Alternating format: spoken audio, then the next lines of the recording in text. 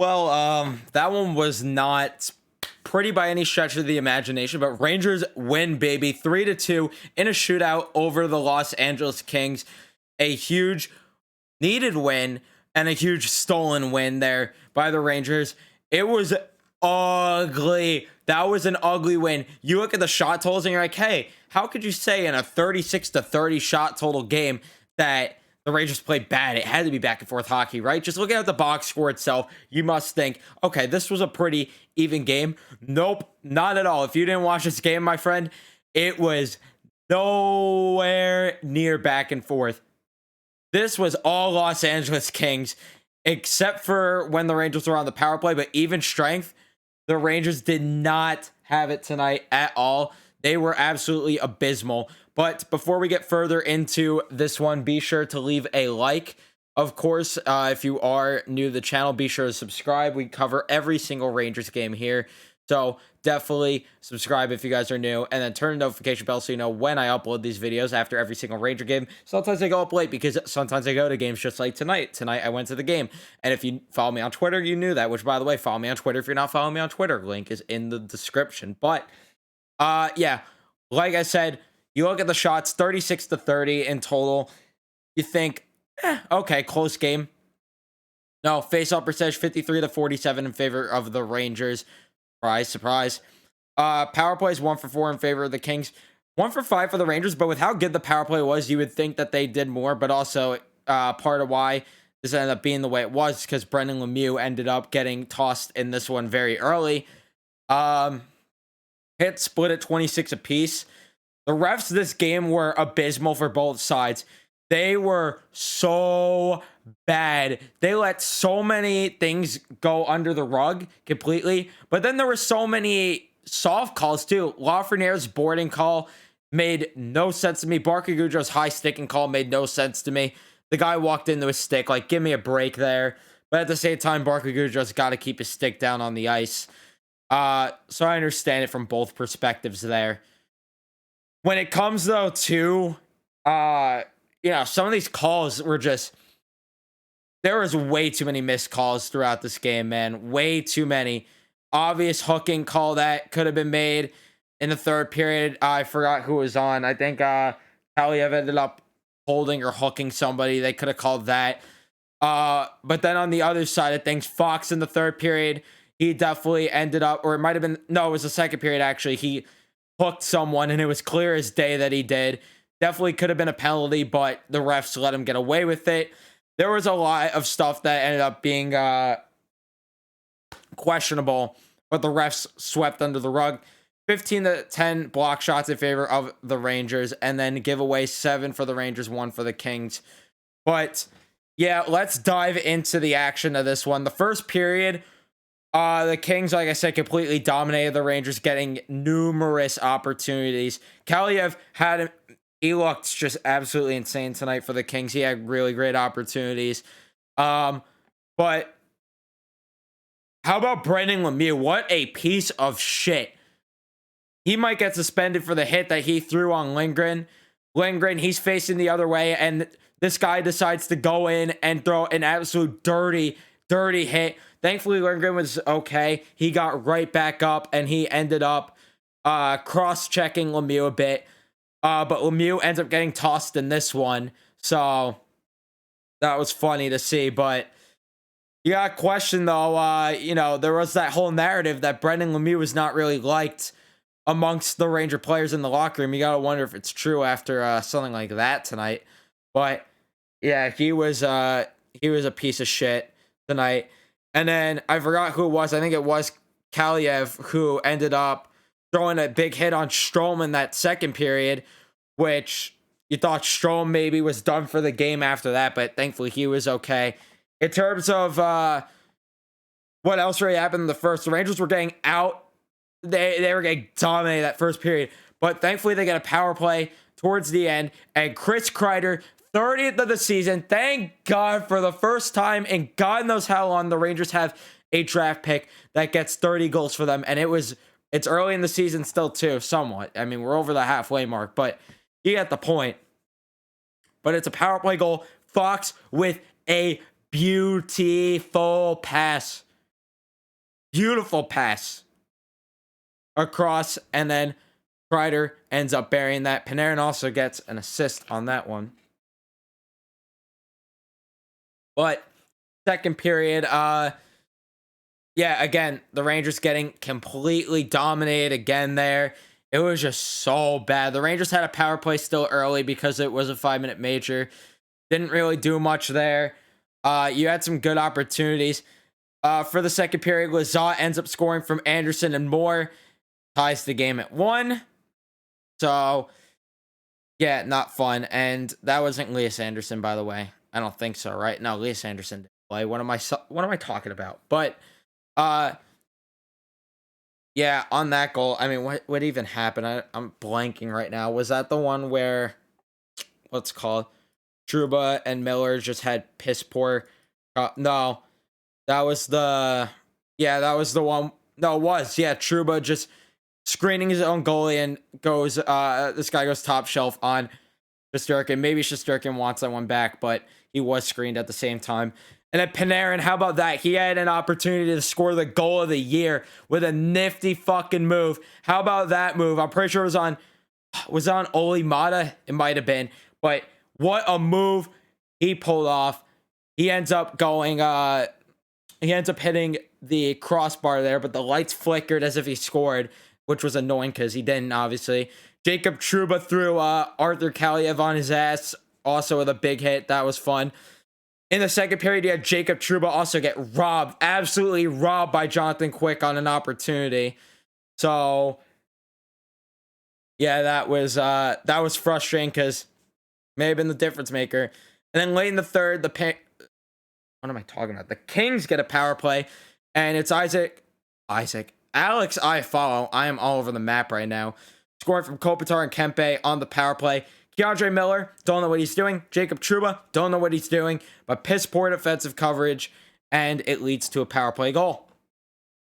Third period was definitely the Rangers' best period, as the shots were 10-11. Split at 12, by the way, in the second, and then 11-3 for the Kings in the first period. Yikes. But the third period, 11-10 favor of the Kings for shots. Definitely more back and forth hockey, though, in the third.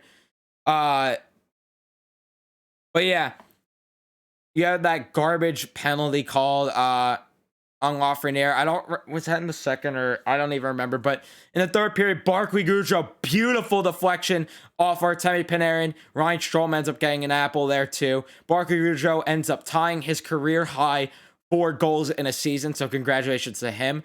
Nice to see that he's fitting in nicely. But yeah, from there, it was a hard attack on, as the Rangers end up getting a power play late in that one. Or no. Was it in overtime? They got it. Why am I blanking so much? No, they did get it late in the third. And I thought for sure they were going to score. The momentum was there. And then no whistles in the overtime, as it was 4-on-4 the entire freaking time instead of 3-on-3. A lot of back and forth action. Definitely more action for the Rangers. Mika Zibanejad's shot was on tonight. He just couldn't hit the net often, but his shot was insane tonight. It looked like it was clocked up a bit, which was nice to see. Only he scored. But I thought Kreider was getting 31 tonight. But then this one goes to everyone's favorite thing, the skills comp, aka the shootout. Kreider shoots first for the Rangers. He misses, but Kempe before that ended up getting denied by Shesterkin. You have 2 saves in a row. Arvidsson and Zibanejad getting denied. And then Kopitar ends up scoring. Panarin with a beautiful move to keep it alive. Iafallo and Strome then get denied. Byfield there ends up scoring, and you're like, shit. They throw Lafreniere out as a little 2020 draft drama there. And then Lafreniere, he's skating by the Kings bench. He goes like this: I'm the number 1 pick, Quentin. And then Kaliev gets stopped. And then Adam Fox. Not a lot of people in the arena even knew that he scored, because he just gave no reaction at all. No selly, which I love. He was just so calm. By the way, how about Johnny Manziel at the Ranger game tonight? Completely off subject, but found that funny that he was there. For the lines tonight, kind of hard to piece this one together because the lines were all over the map. It started off with the what we saw last time with Panarin, Zibanejad, Kreider, and then you had Lafreniere, Strome, Goudreau. You had those line combinations, but then things ended up getting switched, so it was hard to keep track of what the lines were. So what we're gonna do, we're gonna go into each individual player. Panarin, 5 shots on goal. He almost scored the goal of the year. You could argue it with the McDavid one. 2 apples for him tonight. He had a great game. 5 shots on goal. There were times, though, where he made passes that he shouldn't have. He could have shot the puck on certain opportunities. Great game from him. Lafreniere, he ended up getting demoted to the 4th line. Not sure why, but hopefully that shootout goal is a spark for him to get going a bit. I'd like to see more from him, especially because with Chytil and Kakko out, this is his opportunity to shine. But it's getting really concerning right now with him, Kakko, Chytil, all together. And you got to wonder if there's a move coming soon for the Rangers, because it's embarrassing, the 5-on-5 play. We cannot be too proud of this win. Igor Shesterkin completely stole this one. Greg McKegg, pretty solid game there. He didn't log a lot of minutes, but for the 4th line, did a solid job. Julian Gauthier, he was skating fast, but my God, does he not do anything but just skate all over the ice. He was not too great tonight. He had one really good opportunity in the second period. Strome had a really great night. 4 shots on goal for him. He did great in the faceoff dot too, winning 50% of his faceoffs. Kevin Rooney, great game for him. 2 shots on goal, 4 hits. The 4th line was definitely the best line of the night when it was Reeves, Rooney, and McKegg. But Kreider, insane game for him. 6 shots on goal. He ended up getting his 30th. He could have scored more. He had a great night. Dryden Hunt, I don't know why he's still in the lineup. He's awful. I completely skipped over Barclay Goudreau.